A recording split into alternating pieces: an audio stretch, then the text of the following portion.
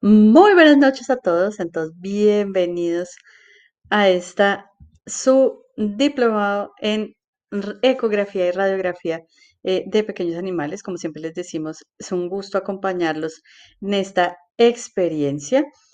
Y sin más preámbulos, hoy continuamos con nuestro módulo 4 de abdomen, con la radiografía, con la conferencia Radiografía de esófago y tracto gastrointestinal a cargo del doctor Xavier Sánchez Salguero.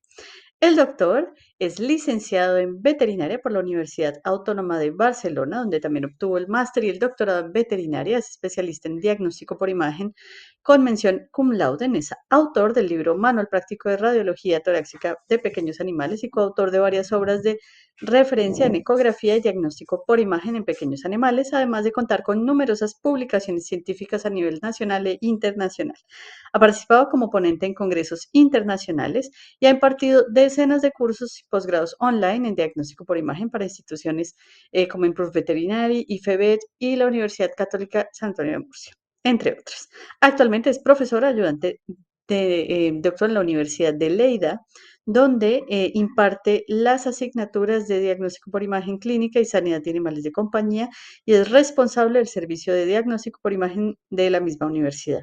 Además, forma parte del equipo de radiología y tomografía computarizada de Betoclock, que es copropietario de CursoVet y miembro de GEDI de ABEPA y está en proceso de acreditación y de EAVDI.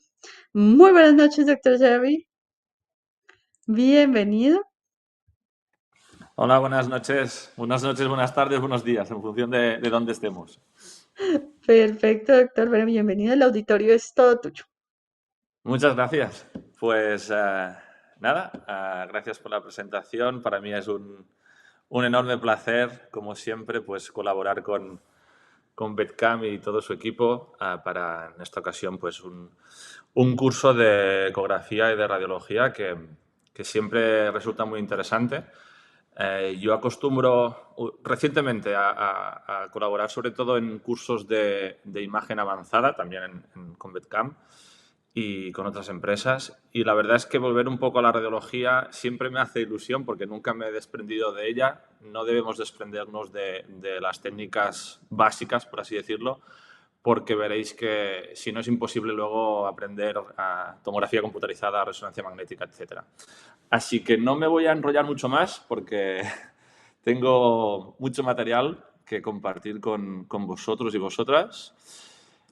Voy a compartir pantalla y a la espera de que todo funcione bien, como antes, pues empiezo. Bueno, pues aquí tenéis la presentación.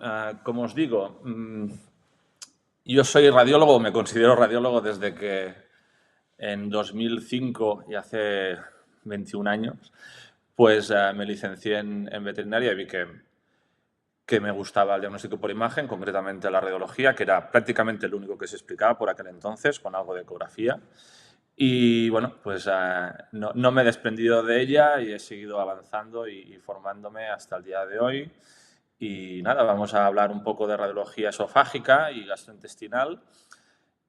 Cualquier duda, como comentaba mi compañera, pues podéis abrir micro, podéis hablar por chat, lo que consideréis. Y si no, pues siempre intento reservar 5, 10, 15 minutos, los que sean necesarios, después de la sesión para resolver dudas, ¿de acuerdo? Entonces, a modo de introducción, yo no voy a hablar de contrastes porque entiendo, he chafardeado un poco el programa, obviamente, y entiendo que ya se ha explicado, ya se explicará el tema de los contrastes, es decir, de sulfato de bario, de yodo, etc. ¿no? Entonces, es importante mencionar como punto de partida, ¿no? Este tema porque en el aparato digestivo veréis que, bueno, cada vez se van utilizando quizás un pelín menos los contrastes vía oral o enemas, vía rectal, pero sigue siendo útil. Obviamente, pues si tenemos acceso a otras técnicas como fluoroscopia, especialmente cuando hablamos de esófago, endoscopia, etcétera, pues aporta mucha información, ¿no? Pero, bueno, me he saltado este apartado conscientemente de que ya se trata en otro punto, ¿no? En otra sesión. Entonces, voy a hablar directamente ya de radiología simple. Ya sabéis que mediante radiología simple vamos a poder detectar signos compatibles con patología esofágica. Como tengo tan poco tiempo, me he saltado un poco la anatomía, ya me perdonaréis, entiendo que ya la domináis y si no lo podemos comentar a posteriori. Entonces, ya directamente hablando de principios básicos de radiología esofágica, principalmente vamos a clasificar las patologías esofágicas, al menos radiográficamente, en dos grupos, ¿no? Aquellas que aumentan la radiopacidad del mediastino. Recordad que el esófago se localiza en el mediastino, tanto craneal medio caudal. En condiciones normales no debe visualizarse, sí que ligeramente en su porción craneal cuando hay aerofagia, pero en condiciones normales no es una estructura visible radiográficamente, en condiciones normales.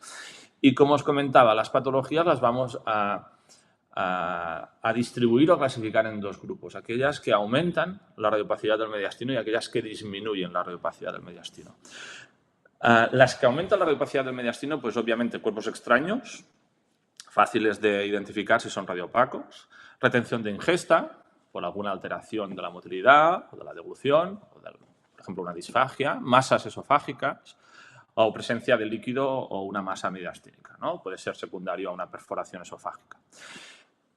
¿Qué condiciones o qué patologías pueden provocar una disminución de la radiopacidad del mediastino? Pues una dilatación esofágica con gas, es decir, el típico megaesófago que veremos a continuación como una de las principales patologías que afectan al esófago.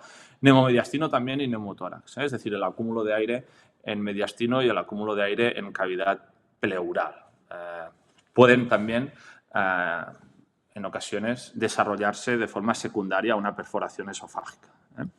De hecho, si sospechamos de una posible perforación esofágica, lo veremos, es importante que sepamos identificar signos de neumomediastino y de neumotórax. A veces, ya sabéis que el neumotórax suele ser bastante evidente en estudios radiográficos de tórax. El neumomediastino depende, ¿no? Puede ser un poquito más difícil de identificar y hemos de saber cuáles son sus signos radiográficos, ¿no? Aquella visualización de estructuras que en condiciones normales no deberíamos visualizar y que al acumularse aire, pues aparecen, ¿no? Radiográficamente. Signos radiográficos de patología esofágica. Pues fijaos, si el esófago se dilata, pues obviamente lo que veremos es un desplazamiento ventral de la tráquea. Y en ocasiones es lo más llamativo, porque vemos que la tráquea, en vez de seguir ese ángulo típico, ¿no? De aproximadamente 30 grados respecto a la columna, es una inclinación, ¿no? O un desviamiento ventral o cráneo-ventral que pues, llama la atención y que normalmente cuando se produce debemos sospechar de una patología esofágica. Luego tenemos esta superposición o sumación de la pared ventral del esófago con la pared dorsal de la tráquea, que es este tracheal stripe sign, que es, bueno, como os comentaba, cuando la pared ventral de un esófago dilatado, aquí tenéis la imagen, se superpone su pared ventral con la pared dorsal de la tráquea y vemos esa franja o esa banda radiopaca, ¿no? De radiopacidad tejido blando, que no es más que esta sumación de pared ventral del esófago con pared dorsal de la tráquea. Y esto obviamente pues, es un signo de megaesófago, de dilatación esofágica. Podemos visualizar el músculo largo del cuello. A veces nos confunde con un posible colapso de tráquea que en realidad no lo es. Efusión pleural, como os comentaba, cuando hay perforación esofágica. Y obviamente también cuando tenemos megaesófago, ya lo sabéis, por medicina interna, que una de las complicaciones puede ser una deglución desviada, una neumonía por aspiración, ¿no? De la propia regurgitación, que ese contenido pase a respiratorio, ¿no? Típico lóbulo pulmonar medio derecho que se consolida y que aumenta su radiopacidad en un estudio radiográfico de tórax. Bien, vamos a hablar principalmente, he puesto un poco el índice de lo que me gustaría hablar, pero con el tiempo tan reducido que tenemos, pues me he tenido que adaptar y me voy a centrar sobre todo en megaesófago, que es, desde mi punto de vista, una de las patologías más frecuentes y que seguro ya habréis identificado en vuestra práctica clínica diaria, ¿no? He incorporado disfagia, porque obviamente cuando hablamos de esófago, la disfagia es uno de los signos radiográficos que no vamos a poder identificar, al menos mediante radiología simple. Con contraste podemos ver alguna alteración, algún signo, y obviamente es algo que prácticamente reservamos para fluoroscopia, causas de disfagia. Dilatación esofágica, aquí sí, la radiología simple va a ser muy útil, con o sin contraste. Ya sabéis que podemos administrar contraste para confirmar, en algunos casos, la sospecha de megaesófago, en otros no va a ser imprescindible hacer un tránsito de bario para confirmar esta patología. Anomalías de anillo vascular, típico cuarto arco aórtico, ¿no? El derecho normalmente que persiste y va a estrangular al esófago. Veremos algún ejemplo. Esofagitis, que tampoco son patologías que podamos identificar mediante radiología simple. Cuerpos extraños en función de la radiopacidad.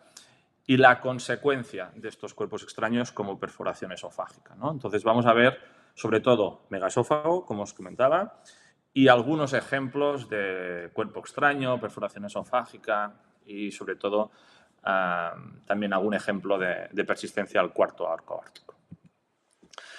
El megaesófago, ya sabéis, no es más que una dilatación esofágica que puede ser segmentaria en función de la causa o generalizada, ¿no? Cuando suele ser una patología funcional. También puede ser funcional o puede ser mecánica esta causa. Y radiográficamente lo que vamos a ver pues, es un esófago dilatado con gas o con líquido. Cuando hablamos de esófago, recordad que es una estructura tubular, con lo cual hemos dicho en condiciones normales no va a visualizarse mediante radiología simple, pero cuando se dilata, pues aparece. Se vuelve visible radiográficamente.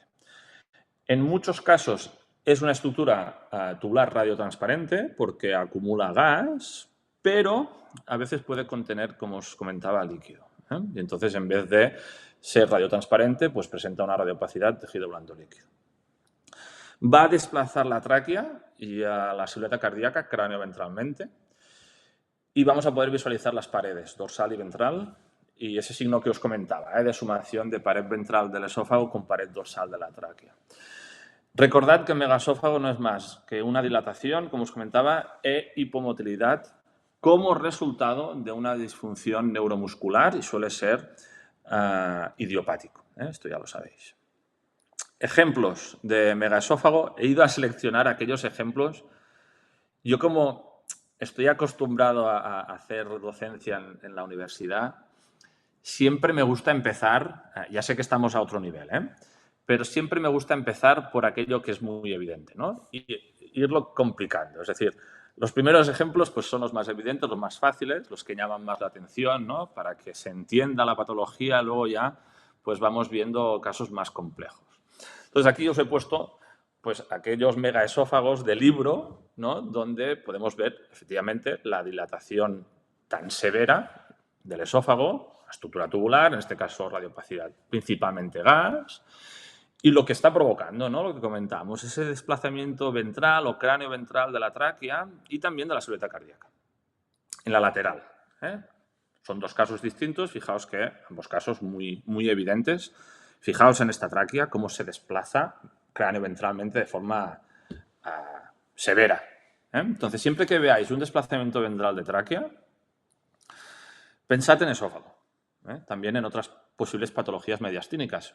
A diferencia de cuando veáis un desplazamiento dorsal de la tráquea, que quizás sea algo más frecuente, pues vamos a pensar en qué estructuras pueden estar provocando ese desplazamiento hacia dorsal. Pues estructuras que estén ventralmente y se hagan grandes, ¿no? Como por ejemplo la silueta cardíaca. Cuando hay una cardiomegalia, pues es frecuente que la tráquea se desplace hacia dorsal. En cambio, cuando se desplaza hacia ventral, debemos pensar en patologías mediastínicas, principalmente en megaesófago. La ventrodorsal suele ser más difícil de interpretar. En este caso, pues es muy evidente, como es un caso tan grave, pues es muy evidente, aquí tenéis las flechas, cómo señalan ambas paredes, ¿no? del esófago. Más ejemplos también muy, muy claros, muy evidentes. Recordad que esta estructura tubular de grandes dimensiones no debería visualizarse en condiciones normales mediante radiología simple y al dilatarse de forma tan severa, pues aparece, se hace visible y de nuevo, ejemplos de desplazamiento ventral de la tráquea, incluso también de la silueta cardíaca. Os he puesto también este otro ejemplo para que veáis que no siempre va a tener este contenido gas, sino que va a depender un poco de lo que contenga, ¿no? Valga la redundancia, esa estructura tubular, ese esófago.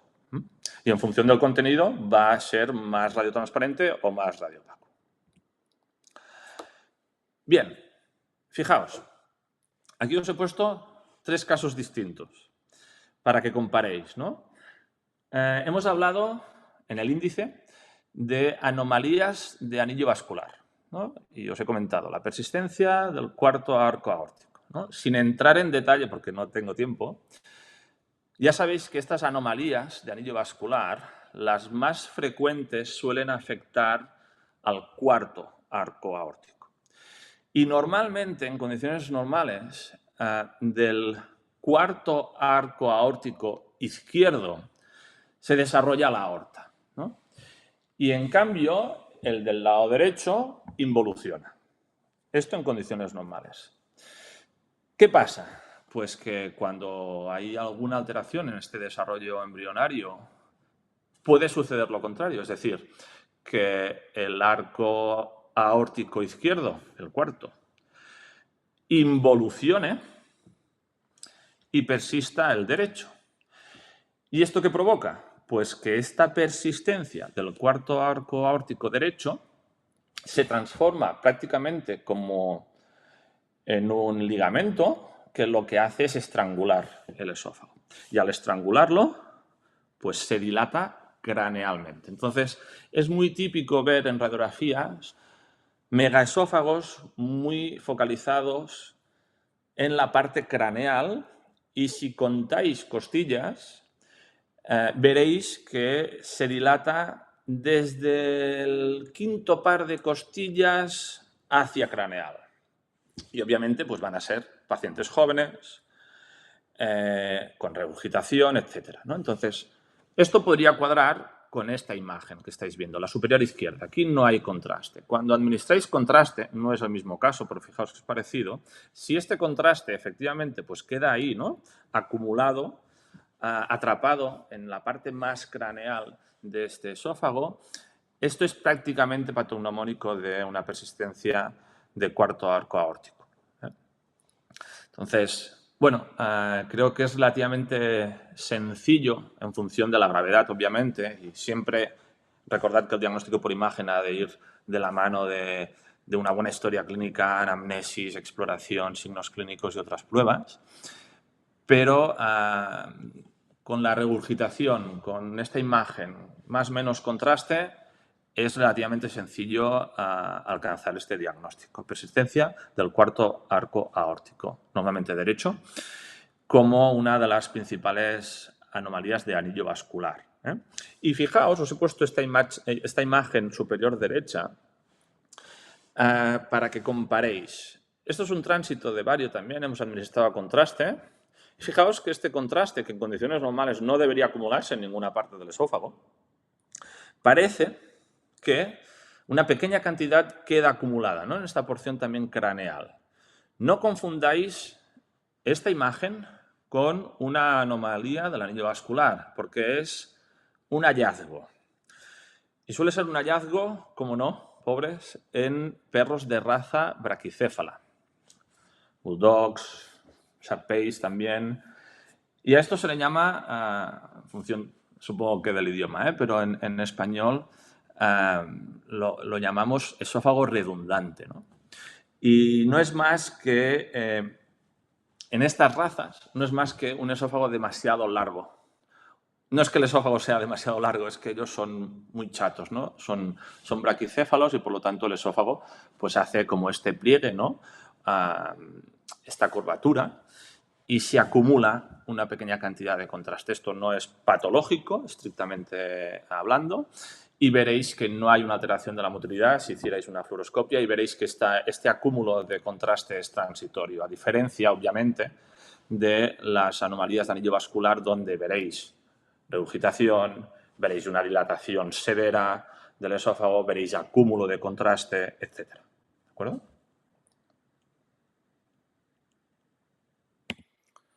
Cuerpos extraños. Bueno, desde muy fáciles de identificar hasta aquellos que son prácticamente imposibles, ¿no?, de identificar. Aquí os he puesto dos ejemplos.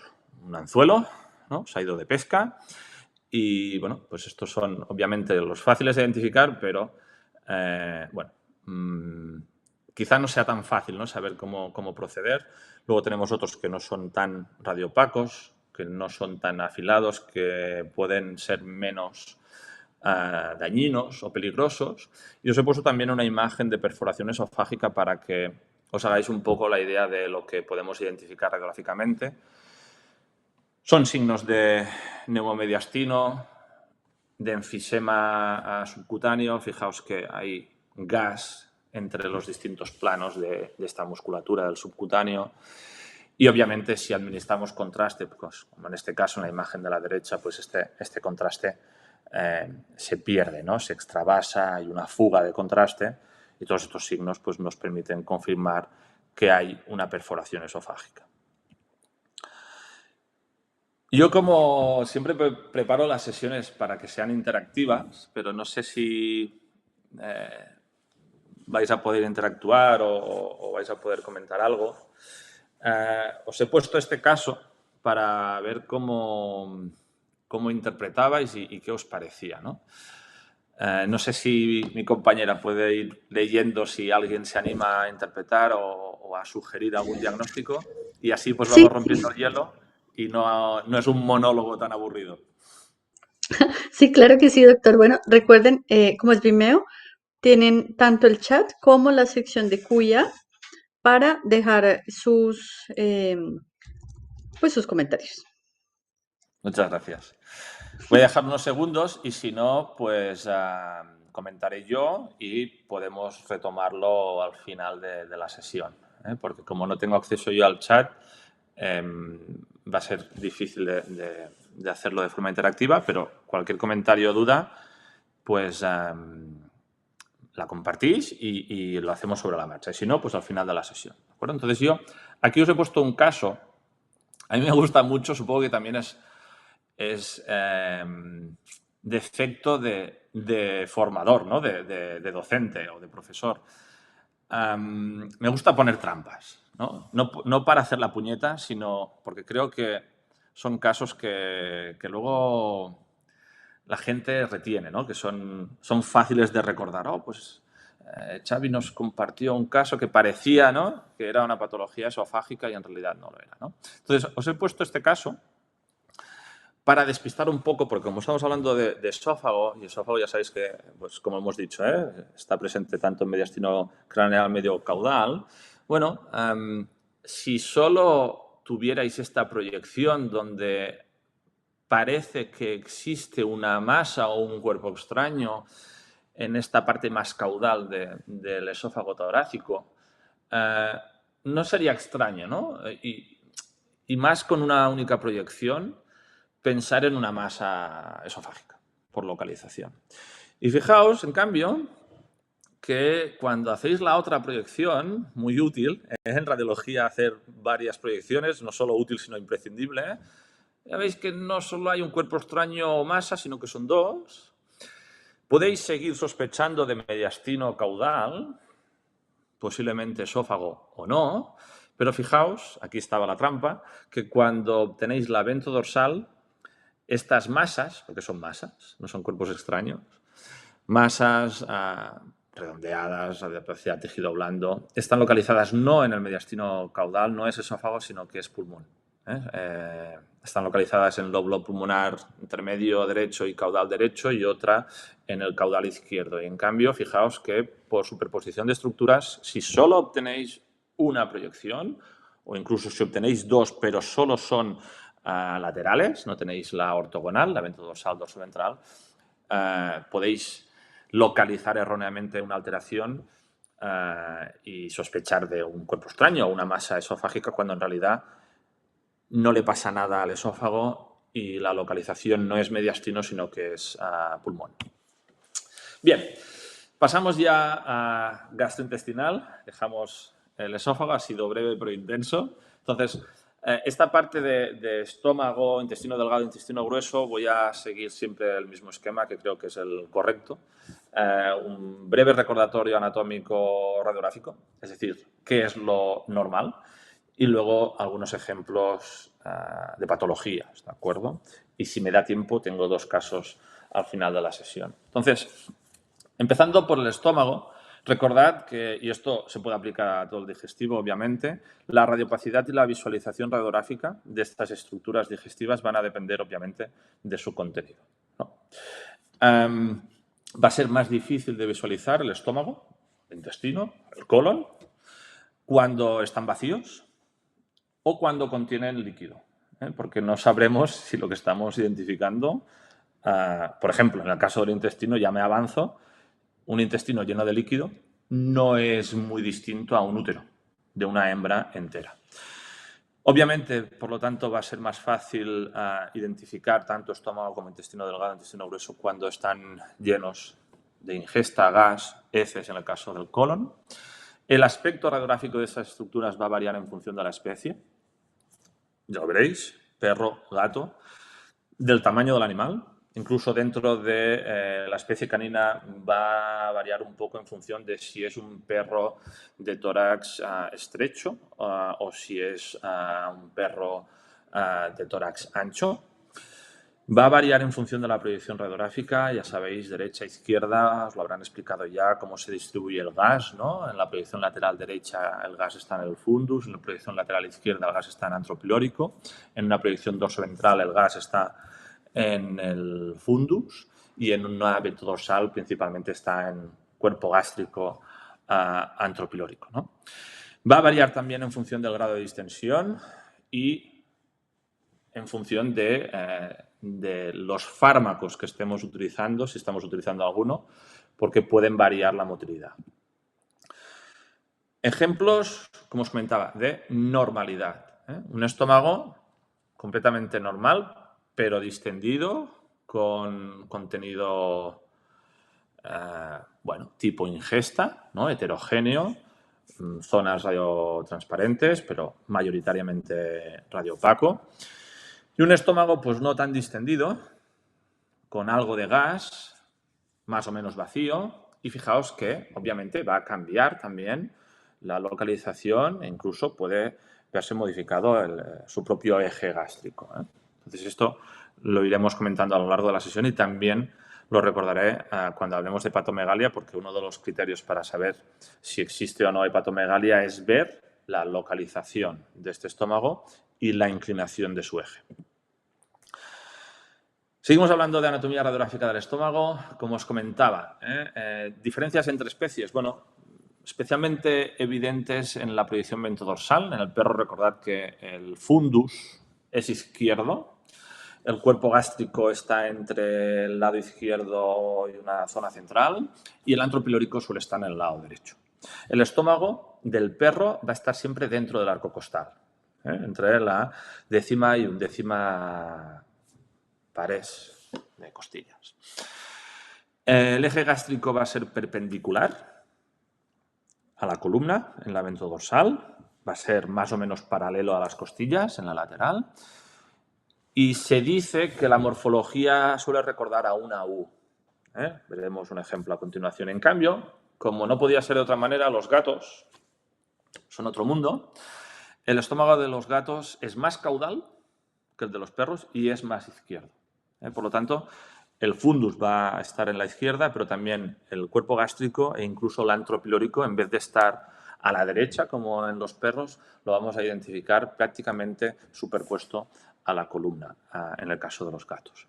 El eje gástrico va a ser más paralelo a la columna, no tan perpendicular, y se dice que su morfología recuerda a una J y no tanto a una U. Vamos a verlo, que yo creo que como se suele decir, pues una imagen vale más que 1000 palabras, ¿no? Tenemos a la izquierda una radiografía ventodorsal de perro, abdomen, obviamente, y a nuestra derecha tenemos una radiografía ventodorsal de abdomen felino. Entonces, el estómago es este, Como os decía, el estómago va a ser fácil de identificar si contiene gas. Si tiene líquido va a ser más difícil porque no vamos a poder contrastar ese estómago de la silueta hepática, van a tener la misma radiopacidad. Si tiene gas, pues lo podemos identificar y fijaos, el fundus es este, lado izquierdo, cuerpo gástrico, zona central, antro pilórico a la derecha. Y ya, obviamente pues se continúa pues, con el duodeno, ¿no? En cambio, en el perro, fijaos, el estómago es este es el antro pilórico, este es el cuerpo gástrico y este es el fundus. Fijaos que sí que es cierto que puede recordar a una J. Y como os decía, el estómago del gato suele ser más caudal. Fijaos que sobrepasa el arco costal, es decir, está fuera del arco costal, está caudal a la última costilla y está a la izquierda. En cambio, en el perro, fijaos que es más central y está, como decíamos, entre la 10ª y 11ª costilla o pares de costillas. Eso es importante tenerlo en cuenta porque, obviamente, el estómago de perro debemos... parece una estupidez, pero si hacéis telediagnóstico, si estáis haciendo el estudio radiográfico in situ, ¿no? En vuestro centro, vosotros sabéis si es un perro, si es un gato o si es un braquicéfalo o no, ¿no? Pero si estáis haciendo pues, telediagnóstico y puede suceder, no se os especifica la especie, pues debéis saber que aquello es un perro y es importante saberlo para que la interpretación sea correcta. Si consideráis la imagen de la derecha una radiografía de abdomen, una proyección ventrodorsal de perro, sabiendo que el estómago de perro ha de ser central y ha de ser más craneal, pues podéis estar identificando, diagnosticando una hepatomegalia como una posible causa de desplazamiento caudal e izquierdo del estómago, cuando en realidad es un estómago normal de gato. Por lo tanto, estas dos imágenes tenéis que retenerlas, integrarlas y luego pues saber el estómago de perro dónde está, el estómago de gato dónde está y especialmente en el de gato pues recordar que esa localización más caudal y más a la izquierda es completamente normal. No es signo de organomegalia craneal, como en el caso de los perros. Si vierais esto en un perro, querría decir que el estómago se ha desplazado hacia caudal y hacia la izquierda. Criterios radiográficos para valorar el estómago. Voy a comentar en 5 segundos el criterio que se suele utilizar para el tamaño, que tampoco es muy útil porque ya sabéis que en función de, pues de la ingesta, etcétera, pues el estómago, pues obviamente, igual que la vejiga, puede cambiar su tamaño de forma fisiológica. Eje gástrico, muy importante, lo comentaré rápidamente cuando hablemos de hepatomegalia, como os he ido comentando, y la posición pues ya la hemos ido valorando con estas proyecciones ventrodorsales, ¿no? Tamaño, bueno, pues consideramos que el estómago, dentro de su variabilidad fisiológica en función del contenido, pues va a estar patológicamente dilatado cuando contenga gas y ocupe más de 3 espacios intercostales, como podéis ver en un ejemplo que os he puesto de un paciente felino donde presenta dilatación gástrica. ¿Cómo contamos el número de espacios intercostales? Bueno, pues en esta yo creo que es fácil. Aquí tenéis 1, aquí tenéis 2, aquí tenéis 3. Por lo tanto, fijaos que el estómago debería ser en realidad, ¿no?, la mitad prácticamente de lo que ocupa. Y eso pues es un signo que os puede ayudar a identificar una dilatación gástrica que, como podéis imaginar, no necesitamos contar mucho para saber que este estómago está dilatado, ¿no? Con patologías gástricas, bueno, vamos a ver ejemplos, algún otro ejemplo de dilatación gástrica, torsiones, ¿no?, el clásico del aparato digestivo, cuerpos extraños de todo tipo y de distintas radiopacidades. Gastritis, no vamos a ver absolutamente nada mediante radiología porque no vamos a poder identificar el aumento de grosor de la pared, al menos de forma fiable. Y algún caso de neoplasia gástrica, que veréis que tampoco suele ser un diagnóstico frecuente mediante radiología, porque vamos a necesitar, lógicamente, ecografía, más o menos endoscopia. Un paciente felino, si no recuerdo mal, fijaos que todo esto es estómago, ¿vale? Prácticamente la mitad del abdomen es estómago, todo esto de aquí. Es estómago dilatado, con ingesta, es decir, un estómago dilatado con ingesta no tiene por qué ser anormal. Es decir, si vamos a un buffet libre, ¿no? Al desayuno del hotel, ¿no? Buffet libre y allí pues no tenemos ningún tipo de filtro ni criterio, acabamos con una dilatación gástrica fisiológica porque hemos comido mucho, ¿no? Obviamente puede ser también por una alteración o por una patología, ¿no? Sea de motilidad, de vaciado gástrico, y en este caso, pues se trata de un paciente felino que, si no recuerdo mal, había ido a buffet libre y creo que incluso se había bueno, pues había cazado su ratoncito o su rata y habían restos, ¿no? Se puede intuir por aquí radiopacidades un poco más óseas dentro de la propia dilatación gástrica y, bueno, pues si no recuerdo mal era un paciente que fue evolucionando bajo control médico y, bueno, fue digiriendo un poco lo que había comido, lo que había cazado y no hubo más problema, ¿no? La típica imagen de torsión gástrica, aquí no hay solo dilatación, sino que además hay torsión. Lo podemos saber porque, bueno, tenemos esta imagen típica de doble compartimento, ¿no? De compartimentalización, se dice en algunos libros que recuerda un poco a un brazo de Popeye, ¿no?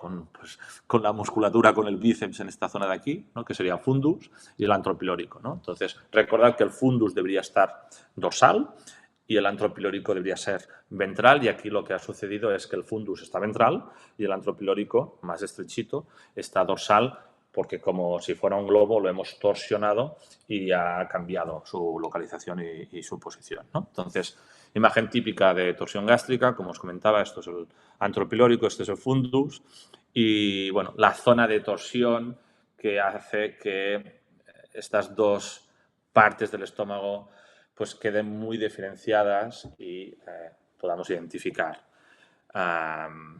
torsión gástrica de forma rápida y, obviamente, sin hacer ningún otro tipo de procedimiento, ¿eh? No se os ocurra administrar contraste a este paciente ni manejarlo mucho. Ya sabéis que es una situación de emergencia y, por lo tanto, con una única... Es de los pocos casos que con una única proyección lateral derecha pues podéis alcanzar el diagnóstico. Recordad que a veces junto con la torsión gástrica se torsiona o se puede torsionar también otros órganos. Podéis ver congestión esplénica, podéis ver dilatación intestinal, etc. Otro ejemplo de torsión gástrica. Como veréis, si alguien se ha fijado y es observador o observadora, en estos casos, como hay una urgencia, es una situación crítica y hay un compromiso vascular, la vena cava caudal suele ser muy finita, ¿eh? Aquí las tenéis, ¿eh? Vena cava caudal, que obviamente no tiene el calibre normal, sino que está disminuido su calibre por este shock, ¿no? Por esta situación de compromiso vascular. Bueno, hemos visto dos torsiones gástricas sencillas. En cuanto a torsión o a giro, ¿no? Puede haber de cualquier tipo, es decir, de 90, de 180 o 170 a 360. Y aquí os he compartido un artículo donde dice que aquellas torsiones que son de 360 grados, por suerte no son frecuentes, pueden ser muy difíciles de diferenciar de una dilatación gástrica, como podéis ver, ¿eh? Entonces, se requieren, aquí sí, diferentes proyecciones, fijarse muy bien en la localización del antropilórico, del duodeno, bueno, también del contraste abdominal, del peritoneo, etcétera, para poder diferenciar una torsión gástrica de 360 grados de una dilatación gástrica. Cuerpos extraños, aquellos que son fáciles de identificar, radiopacos. Otros que ya no lo son tanto cuando son o radiotransparentes o de radiopatía tejido blando líquido. Cuidado porque, lo sabréis ya, supongo, cuando sospechéis de un cuerpo extraño gástrico, siempre obtened lateral derecha y lateral izquierda. Porque con ambas proyecciones lo que hacemos es que el gas se vaya o al fundus, lateral derecha, o antro pylórico, lateral izquierda, y especialmente en aquellos casos donde sospechemos de cuerpo extraño en el antro pylórico, obtened la proyección lateral izquierda, que sería esta, a la imagen de la derecha, para enviar, por así decirlo, el gas a antro pylórico, y si hay un cuerpo extraño en antro pylórico, ese gas os permita contrastar e identificarlo. Porque si no, si solo obtenéis una lateral derecha y tenéis la mala suerte de que el paciente presente un cuerpo extraño, radiotransparente o de radiopacidad tejido blando líquido en antro pylórico y solo obtenéis la lateral derecha, no vais a identificarlo. Porque tenéis líquido. En esa proyección, en el antro pylórico, vais a tener líquido. Y ese líquido os va a enmascarar el cuerpo extraño. ¿De acuerdo? Entonces, siempre, recordad, sospecha de cuerpo extraño, tenéis que ir a 2 proyecciones laterales, aparte de la venta dorsal, obviamente, para estar tranquilos y tranquilas de que en el antro pylórico no hay nada. Porque como hagáis solo la lateral derecha, no vais a poder saber si en el antro pylórico hay algo o no hay nada. Si no recuerdo mal, este es un caso de gastritis, para que veáis que, bueno, alguien podría decir, hombre, Xavi, como hay cierta dilatación gástrica y hay gas y hay ingesta, se puede intuir, ¿no?, la pared y, bueno, parece gruesa, ¿no? No os fiéis mucho porque recordad que mediante radiología simple el líquido y el tejido blando se ven exactamente igual, es la misma radiopacidad, con lo cual no podemos saber hasta dónde llega la pared y empieza el líquido. Así que para estar seguros y seguras de que realmente exista una gastritis, pues obviamente necesitamos otras técnicas como la endoscopia. Caso muy interesante. Este no es el habitual, no es fácil. Fijaos que lo más llamativo, ¿no?, es esta zona de abdomen craneal, inmediatamente caudal a la silueta hepática, con lo cual esto no es hígado. ¿De acuerdo? Y fijaos que si alguien sospecha de organomegalia, la imagen no es suficientemente definida, ni se continúa con silueta hepática como para considerar que esto sea una hepatomegalia, ¿no? Si alguien sospecha de masa esplénica, bueno, no es descabellado ni mucho menos, pero aquí lo que no encajaría ni con hepatomegalia ni con esplenomegalia es que justamente donde hay esa teórica organomegalia o masa, mejor masa que organomegalia, como hemos comentado, hay gas. Entonces, y además no un gas localizado, sino que un gas estructurado, de morfología tubular, además una pequeña burbuja, ¿no? Entonces, cuando veáis una masa más o menos alargada y gas estructurado y tubular, sentido común. Pensad que la localización y el origen de esa masa pueda ser digestivo. Esta era una masa gástrica. De hecho, lo que estamos viendo es todo esto es el estómago y es una masa gástrica. Y como os comentaba, por localización, pues sabemos que es abdomen craneal y ahí nos podemos perder entre hígado, bazo y olvidarnos del estómago cuando en realidad, pues por localización y por radiopacidad es lo más probable. Esa es la sospecha, obviamente. El siguiente paso, ya sabéis, es ecografía o incluso TAC. Pasamos al intestino delgado. En un animal que no ha comido, el intestino delgado, pues igual que el estómago, contiene una mezcla de líquido y gas. En los perros es cierto que suele haber más gas que en los gatos. Y, de nuevo, diferencias entre especies, ¿no? En el gato ya sabéis que la grasa falciforme, la peritoneal, la retroperitoneal, son radiográficamente más evidentes que en el perro. Es decir, un abdomen de gato obeso se ve fenomenal. Y es relativamente frecuente en comparación con los perros, que no suelen acumular tanta grasa falciforme y por lo tanto el abdomen pues no se ve tan bien radiográficamente. En muchos gatos obesos, cuidado, porque todo el intestino delgado puede desplazarse hacia la derecha en la ventrodorsal, de forma fisiológica. De la misma manera que todo el paquete intestinal lo podéis ver en el suelo de la cavidad abdominal, en un gato obeso. Y es completamente normal y se debe en parte a ese acúmulo de grasa. Entonces no confundáis esta localización o esta variación fisiológica con una posible organomegalia o un desplazamiento de vísceras, ¿no? Porque ya sabéis que en radiología abdominal lo que nos aporta mucha información es saber dónde deben localizarse las estructuras abdominales para que, si están en otra localización, pensar en que hay un desplazamiento y qué puede estar provocando ese desplazamiento. Bien. Si veis un gato obeso, todo el desplazamiento del paquete intestinal puede atribuirse a la grasa. Eso es algo que debemos tener en cuenta. No es posible valorar el grosor de la pared intestinal mediante radiología simple, esto lo he ido comentando a lo largo de la sesión. Los intestinos dilatados con líquido pues van a presentar la misma radiopacidad tejido blando y líquido pues, que puede presentar, como os he comentado, el útero pues, de una perra o una gata entera. Criterios para saber si un intestino está dilatado. En el gato, 1,2 centímetros. Es un valor que tenemos que recordar. En el perro, lo que vamos a hacer es medir, o comparar, mejor dicho, el diámetro intestinal con la altura del E5, ¿de acuerdo? Entonces, fijaos que cuando el diámetro intestinal es más de 1,6 veces la altura del E5, consideramos que ese intestino está patológicamente dilatado.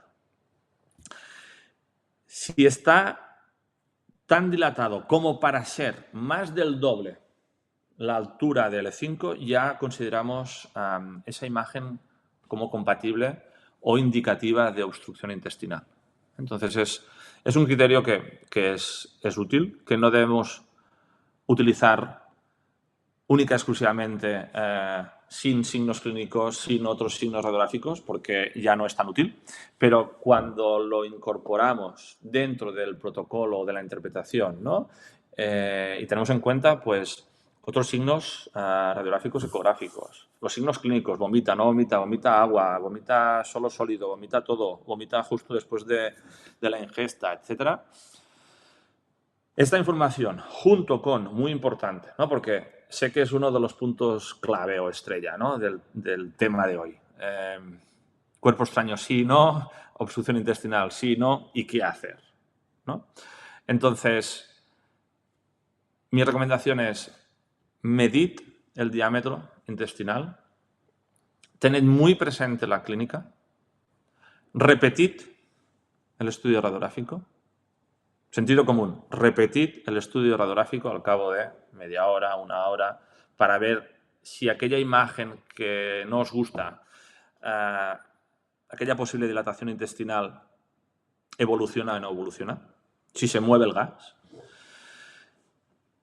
Y valorad si existen dos poblaciones de asas intestinales, es decir, si hay una población de asas intestinales no distendidas y otra población con asas distendidas. Entonces, con toda esta información podéis saber si estáis delante de un caso de obstrucción intestinal, si es un abdomen quirúrgico o no. Recordad la diferenciación de ilio funcional versus ilio mecánico. El ilio funcional ya sabéis que suele ser una dilatación moderada y generalizada de todo el intestino, mientras que el ilio mecánico suele ser una dilatación más grave, más severa, pero también más focalizada, ¿no? He ido directamente al criterio, pero bueno,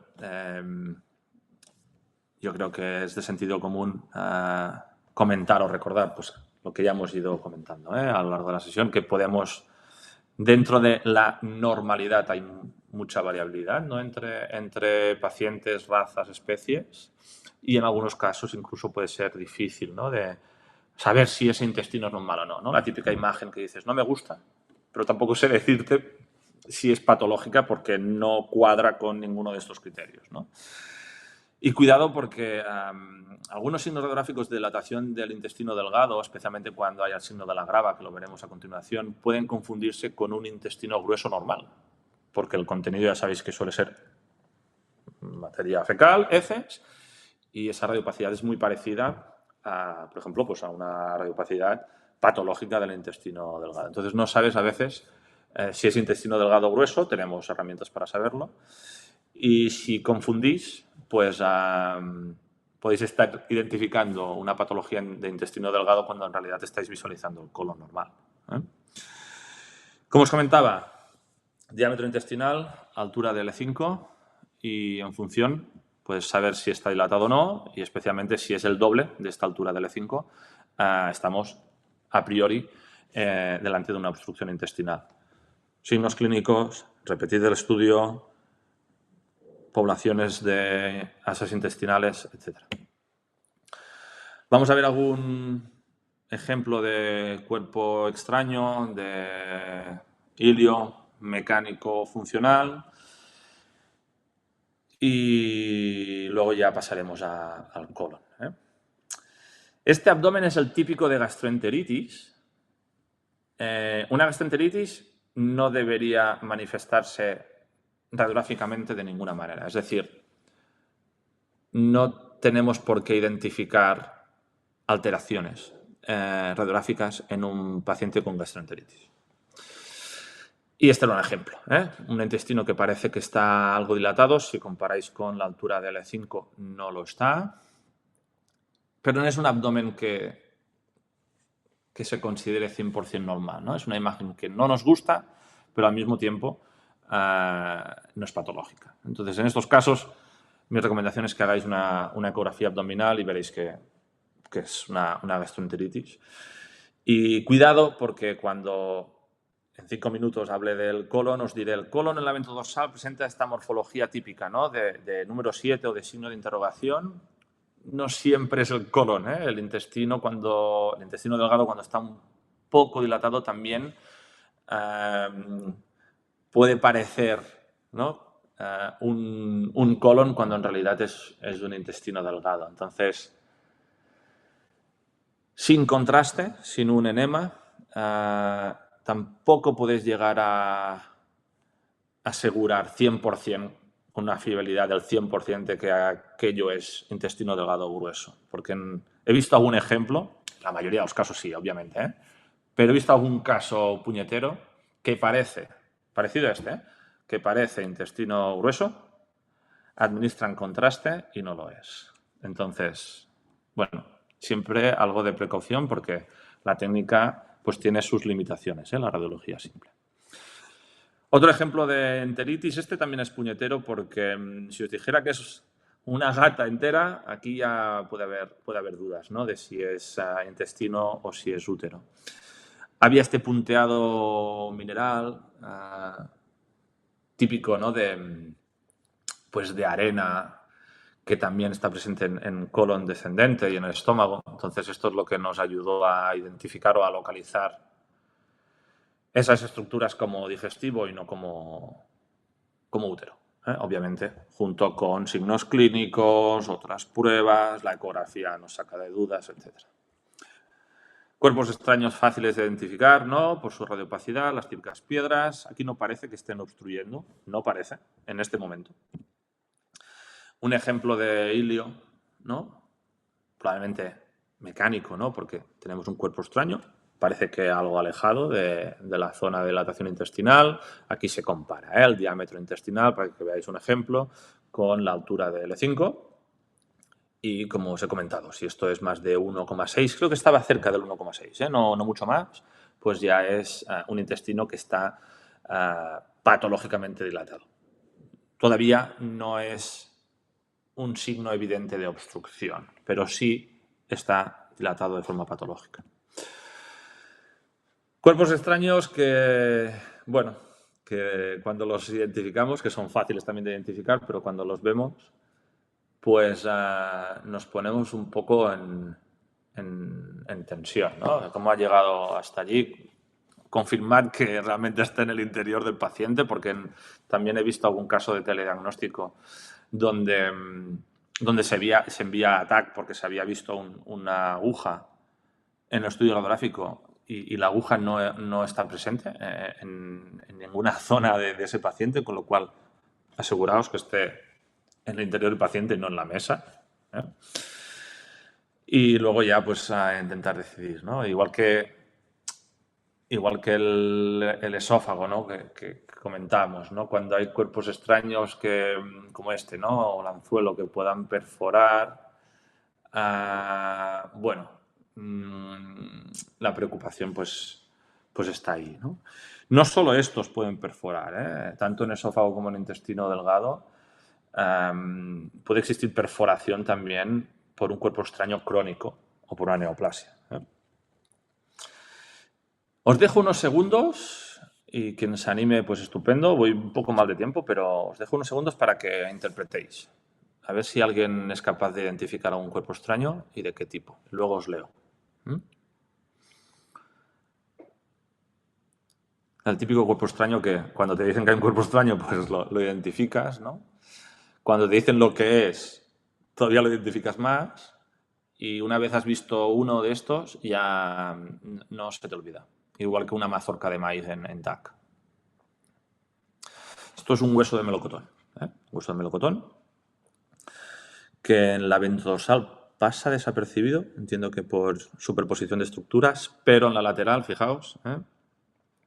Bueno, cuando os lo digo, pues es verdad, pues tiene toda la pinta, ¿no? Pero cuidado porque, como os digo, por radiopacidad, por la radiopacidad heterogénea, por la morfología, pues es más o menos fácil, pero en función de si hay más o menos estructuras superpuestas, etcétera, pues puede pasar desapercibido. Luego están los textilomas o aquellos que todavía son más difíciles de identificar por radiopacidad, ¿no? Que vemos pues lo que están provocando y no tanto el propio cuerpo extraño, al menos en la lateral. En este caso, fijaos que por superposición de estructuras estamos viendo un intestino algo dilatado, pero no el cuerpo extraño como tal, pero está ahí. Y en la ventodorsal pues es un poco más fácil porque ya veis esta radiopacidad heterogénea típica de los textilomas o, vamos, textilomas, cuerpo extraño textil, ¿no? Ya sea una gasa o un calcetín. Y los más difíciles, los que son o lineales o radiotransparentes, ¿no? Que, bueno, en ocasiones lo que vemos es eso, esa imagen típica de acordeón o de intestino corrugado que nos hace sospechar de que, aunque no se identifique ningún cuerpo extraño, pues es probable que exista un cuerpo extraño lineal que esté provocando esa imagen intestinal. Mi recomendación, una vez más, es en esos casos especialmente ecografía abdominal, porque vais a ver mucho mejor, obviamente, el intestino, las capas y este signo de intestino en acordeón o corrugado. Y esta es la imagen de grava, ¿no? El signo de la grava, que no es más que un punteado radiopaco, que parece arena como tal. Esto cuando lo veáis, si sois capaces de identificarlo como signo de la grava, normalmente cuando lo identificamos es porque está presente una obstrucción intestinal parcial crónica. Cuando veáis este punteado que parece mineral, muy parecido a arena, de aquí el nombre, signo de la grava, pensad en si puede existir una causa obstructiva más o menos crónica y parcial, obviamente. Y un par de ejemplos de más o menos hilio funcional,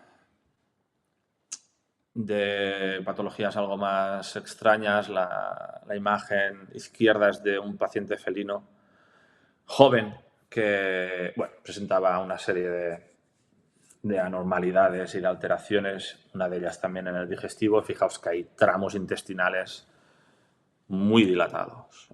Todo el intestino, todo el digestivo está dilatado, pero hay dos tramos intestinales que están severamente dilatados. Y luego tengo esta imagen, o este caso, mejor dicho, de hace muchos años, de un centro de aquí, de mi ciudad, de Girona, donde, bueno, la verdad es que no hemos visto muchos más a lo largo de todos estos años. Yo no sé en este centro, porque yo estuve poco tiempo, pero yo no he ido viendo muchos más, porque es relativamente poco frecuente, pero era una torsión mesentérica, una torsión de mesenterio, donde todo el paquete intestinal pues está dilatado de forma difusa. Y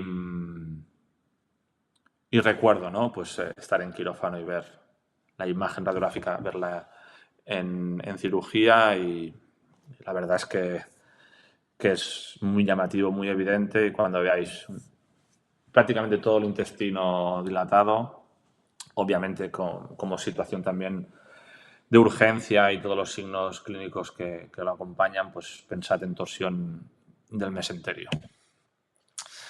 Y acabamos rápidamente con el colon, si os parece bien, porque voy un poco mal de tiempo. Se recomienda obtener tanto proyecciones laterales como ventodorsales, ya lo sabéis. En la ventodorsal, como os he comentado, tiene esta morfología de signo de interrogación, número 7. Sabéis que desde el ciego, pues hacia craneal tenemos el colon ascendente, luego tenemos el colon transverso, colon descendente y recto, ¿no? Y este colon, obviamente, ya lo sabéis, se va a identificar o visualizar mejor cuando presenta gas y o heces. Os he puesto una imagen del ciego, que ya sabéis que tiene esta morfología como de C, ¿no? Entre L2, L4 en el lado derecho. La misma imagen, ¿no? Mediante tomografía computarizada.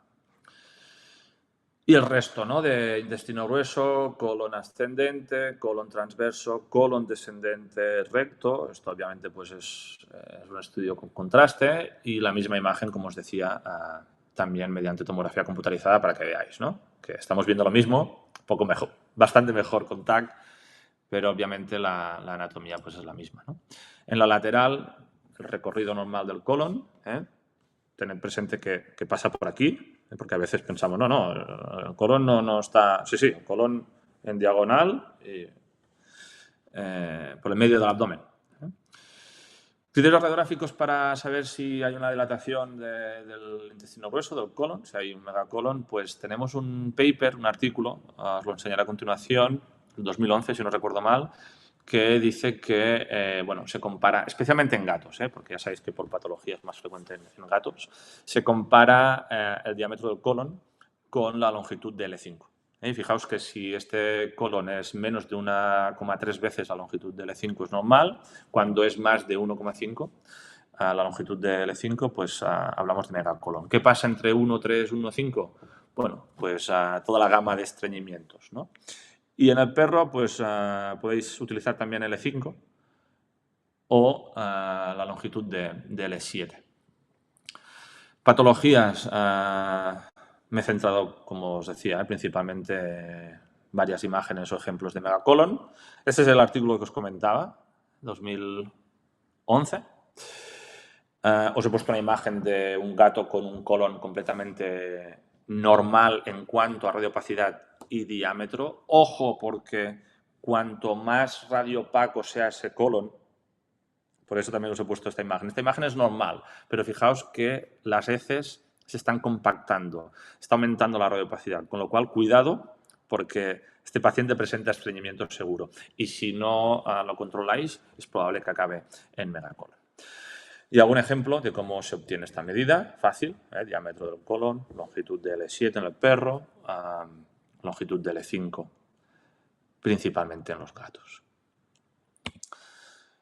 Típicos casos de megacolon en gato, el antes un poco y el después de, el tratamiento, cómo cambia. Otro ejemplo de megacolon, y tener en cuenta en perros especialmente que el megacolon puede estar provocado por prostatomegalia. Como podéis ver en este caso, era un perro macho no castrado con una prostatomegalia y, pues esa prostatomegalia estaba provocando estreñimiento, tenesmo, etc. Entonces, no siempre el problema es lo que estamos viendo, sino que a veces es la consecuencia, ¿no? Y muy rápidamente, si os parece bien, y me perdonáis que me exceda, dos casos clínicos para que veáis un poco, dos ejemplos. Negra, gata esterilizada, 9 años de edad, 3,5 kilos, presenta como más evidente pérdida de peso. Ya sabéis que es un signo clínico completamente inespecífico, pero en muchos casos grave o muy grave. Sorprendentemente, veréis por qué, no presenta ni vómitos ni diarrea, y en la exploración hemos identificado mucosas pálidas y hemos palpado una masa abdominal, ¿no? Entonces hacemos un estudio radiográfico, hacemos una eco. Fijaos que en el estudio radiográfico la localización es muy importante, como os decía, ¿no? Tenemos una masa, más o menos redondeada, ovalada, radiopacidad de tejido blando, en la zona del paquete intestinal, ¿no? Las siluetas renales no son. El colon está ligeramente desplazado hacia dorsal. La silueta hepática tampoco es el origen de la masa y el bazo tampoco. Por lo tanto, aquí la sospecha era una neoplasia de origen digestivo, probablemente intestinal. Con esta sospecha hacemos una eco. Fijaos que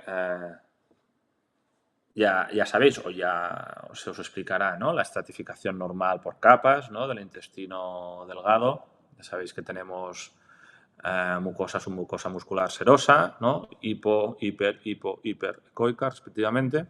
Y aquí pues había un aumento de grosor de la pared. Recuerda un poco a un donete, que siempre hablo de donete.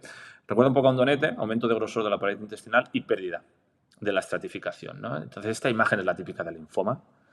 Habían linfónodos grandes. Y tengo aquí la intervención o la laparotomía.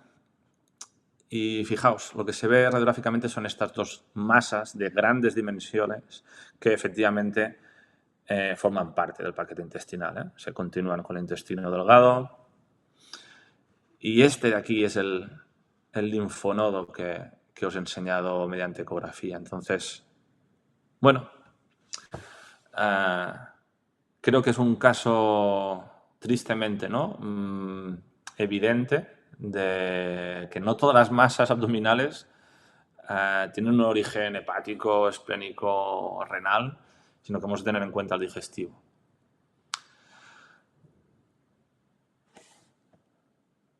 Se ve muy bien cómo se continúa, cómo estas masas, pues obviamente son intestinales, y por cómo habíamos visto la ecografía, etcétera,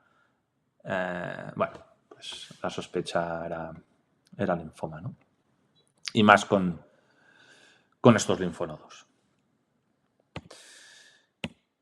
Y el último, chus, perro no castrado, 12 años de edad, apatía, simplemente, y molestias en la palpación. Fijaos, molestias en la palpación. Yo recuerdo, este era un perro familiar de mi hermana, y era un perro santo, porque ya veréis cuál es la situación clínica, y aun con todo se exploraba y presentaba una ligera molestia, y ya veréis la situación. Entonces, un poco la grandeza y la dificultad de la veterinaria, ¿no? No todos los pacientes muestran dolor, ¿no? Un perro agresivo es muy difícil valorar el dolor y si la situación es grave o no. Pero también un paciente tremendamente bueno, que no se queja, puede ser muy difícil también de interpretar, porque puede estar sufriendo una situación grave y no manifestarlo, ¿no?, como en este caso. Entonces, yo cuando obtuve las dos laterales, lo que más me llamó la atención es la pérdida de talle seroso abdominal, es decir, que el abdomen se ve mal. Cuando se ve mal es porque o hay líquido o hay peritonitis. Yo palpé el abdomen y efectivamente noté algo, ¿no?, en el abdomen medio derecho. Entonces, la ventodorsal nos ayudó mucho. Si estáis viendo esto que estoy señalando, no caigáis en la tentación de pensar que es un riñón, porque el riñón derecho siempre debería ser craneal al izquierdo. Tenéis aquí la silueta renal izquierda, con lo cual este no era el riñón. El riñón estaba más craneal y esto era una masa. La masa que no sabíamos cuál era su origen, pero que estaba probablemente relacionada con la pérdida de talle seroso abdominal. Entonces, obviamente hicimos una eco. No tengo las imágenes en movimiento, es una lástima, pero creo que se puede entender que esto es un tramo intestinal corrugado. Entonces, pérdida de talla serosa abdominal en la radiología. Intestino corrugado. Líquido libre, aquí hay peritonitis. Hay ascitis, hay peritonitis. Y por fin, y gracias también a la ventodorsal, porque ya a la palpación y a la ventodorsal, fui a ese abdomen derecho, craneal medio, y bueno, jugando un poco con la sonda, fui optimizando la imagen. El ecógrafo es de hace muchos años, entonces tampoco es una imagen espectacular, pero de nuevo, fijaos que voy optimizando la imagen hasta conseguir esta imagen de donete, una vez más, donde se pierde la estratificación, donde hay un aumento de grosor y donde emerge, ¿no?, una masa, lo que habíamos visto en la ventodorsal y probablemente la responsable de la ascitis y de la peritonitis. Entonces, este es el aspecto del drama en quirófano. Entonces, estaba todo adherido, estaba perforado, masa de grandes dimensiones. Y recordad, el paciente solo mostraba apatía y una ligera molestia en la palpación. Entonces, Chus no falleció por este problema, falleció al cabo de unos años por otro problema. Pero aun estando con un intestino perforado con peritonitis ascitis, tendríais que haberlo visto porque se palpaba y no transmitía ni dolor ni quejido, simplemente, pues bueno, una ligera molestia, ¿no? Esto tampoco ayuda a saber la gravedad de la situación. Al cabo de muchas, bueno, pues obviamente, ¿no?, de histopatología, de tinciones, etcétera, pues fue un GIST, fue un tumor del estroma gastrointestinal y bueno, pues los controles salieron bien y como os digo, Chus falleció a cabo de unos años por otro problema. Y nada más, me ha alargado, creo que quizá 5 o 10 minutos más de lo que debería, pero creo que vale la pena aprovechar al máximo. Y nada, aquí os he dejado una foto de mi ciudad, por si no la conocéis y queréis conocerla, Girona. Cataluña, cerca de Barcelona, norte de Barcelona. Así que nada, un placer. Dejo de compartir y me vais comentando. Hola Doc, ¿me escuchas? Sí.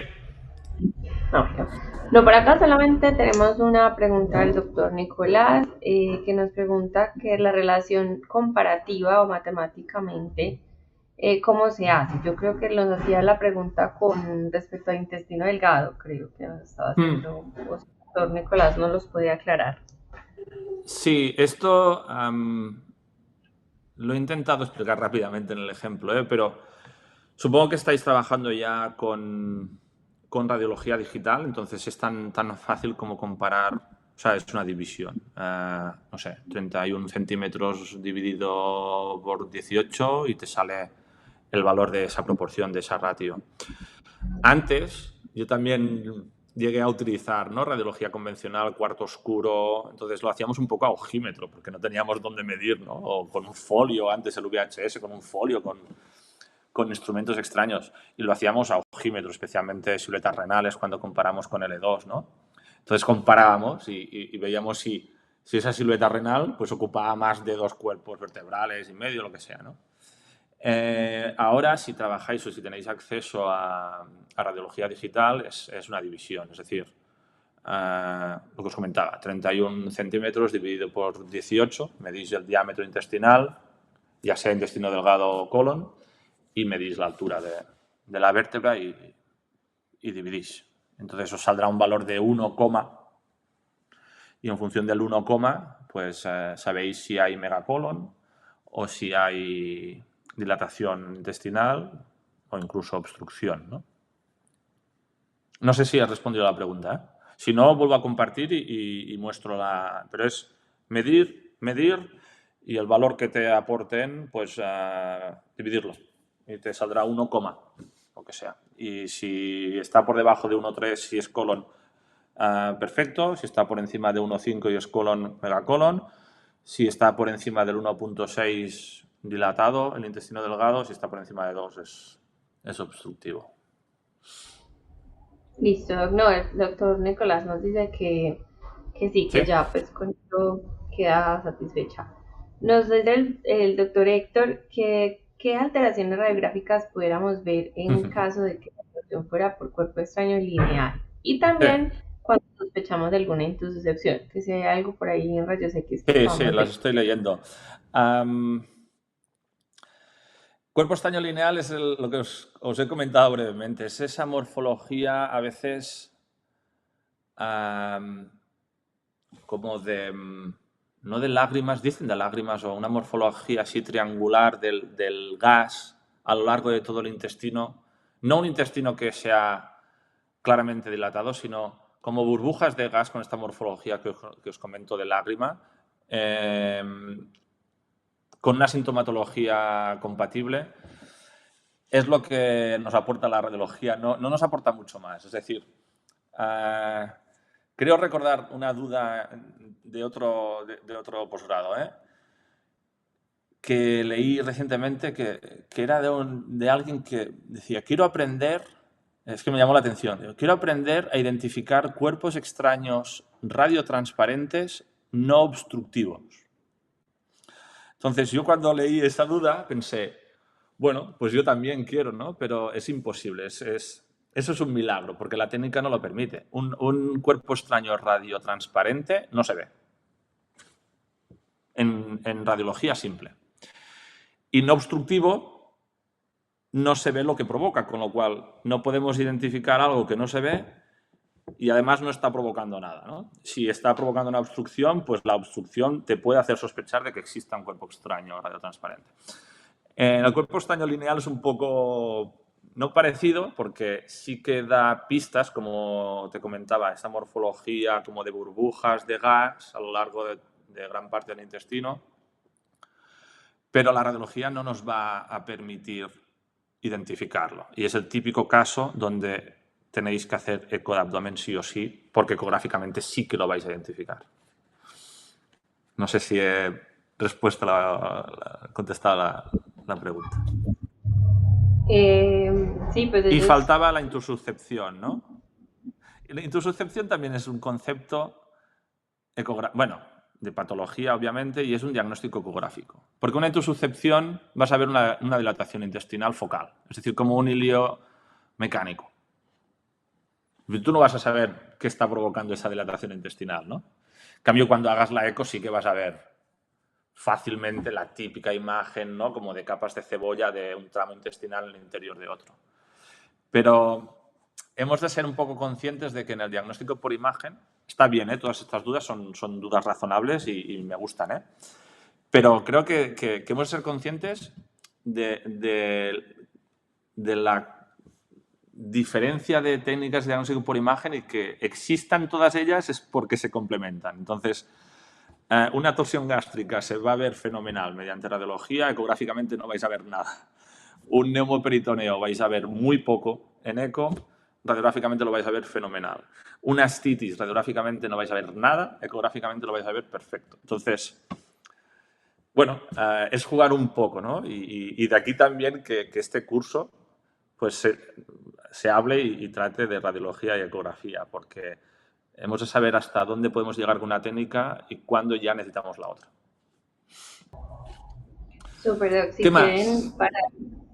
para compartir un momentico, les puedo compartir acá un caso, si se logra ver un poco bien, de un gatito. ¿Tú qué dirías, Doc, por ejemplo? Pues estamos hablando del cuerpo extraño lineal. Vino con historia de inapetencia hace como 2 días, sospechan de algún cuerpo extraño y hacen unas surgeries, pues unas radiografías generales. Entonces, como para que ellos también. Yo, sinceramente y estrictamente, sin signos, o sea, es decir, como interpretación en frío, sin signos clínicos, sin valorar el paciente, anatómicamente y por criterios, no parece un abdomen patológico. Y más siendo un gato, y como os decía, hay quien puede sospechar de oh, Xavi, es que está muy redondito, ¿no? Paquete intestinal, o está muy en el centro. Pues como la inmensa mayoría de gatos, con algo de grasa, ¿no? Y este tiene grasa, porque se ve muy bien la silueta hepática, hay grasa, entonces la localización no me parece anormal. No hay dilatación. Y sí que es cierto que tiene como esta morfología que puede parecer en espiral, pero con una única proyección, sin la ventodorsal y sin la ecografía, es un poco como hacer pronósticos o hipótesis. No sé la eco, no sé si se hizo eco, no sé si había, es probable que hubiera cuerpo extraño, pero te lo dice la eco. Radiográficamente, al menos yo, quizá hay alguien que dice, sí, porque aquí hay. Radiográficamente yo no veo nada que me haga sospechar solo con la radiografía y con una única proyección, en este caso, de que puede haber cuerpo extraño. En el momento en que incorporas, ¿no? Lo que has comentado, la inapetencia, 2 días tal, no sé qué, la exploración, hombre, esto ya ayuda. ¿Hasta qué punto sospechas más de cuerpo extraño lineal? ¿Por lo que acabas de explicar tú o por la radiografía?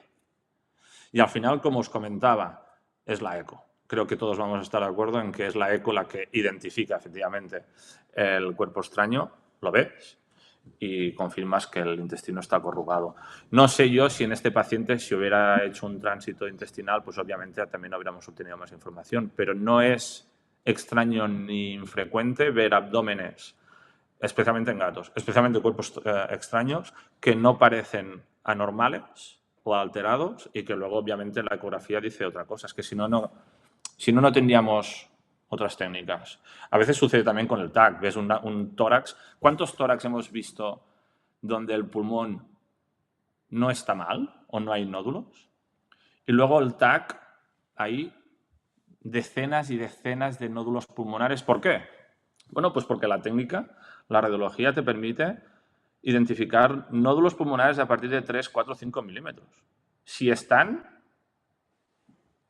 no se ven. La técnica que sí que permite identificarlos es la tomografía computarizada. Por lo tanto, yo creo que hemos de ser conscientes de hasta dónde, de aprovecharla al máximo la radiología, porque aporta muchísima información, pero también ser muy conscientes de a partir de qué territorio ya divagamos un poco y tenemos que tirar de otras técnicas como eco o TAC, desde mi punto de vista. No sé qué opinas tú. Sí, Doc, totalmente cierto. Lo que pasa es que quería mostrarles porque él venía para eso, para descartar cuerpo extraño.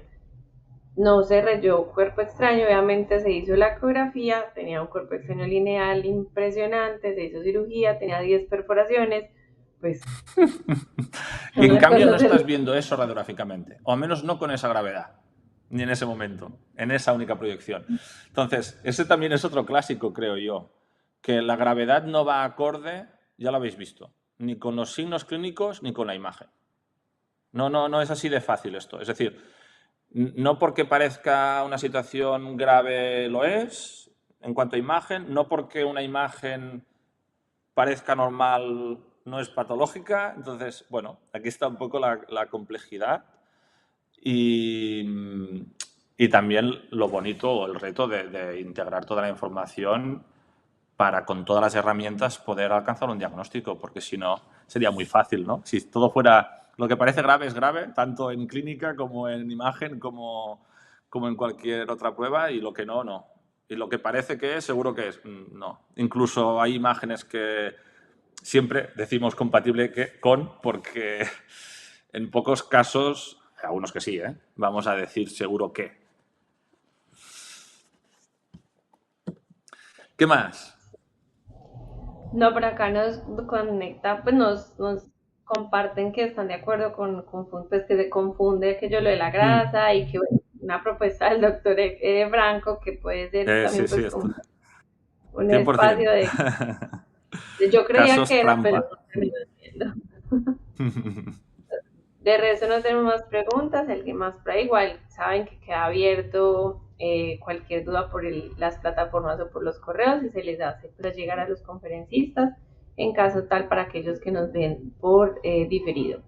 Muchísimas gracias a todos y al Doc por su excelente exposición Gracias. y todo. súper claro. Mil gracias. Muchas gracias. Que vaya muy bien. Hasta Chao. la próxima. Adiós.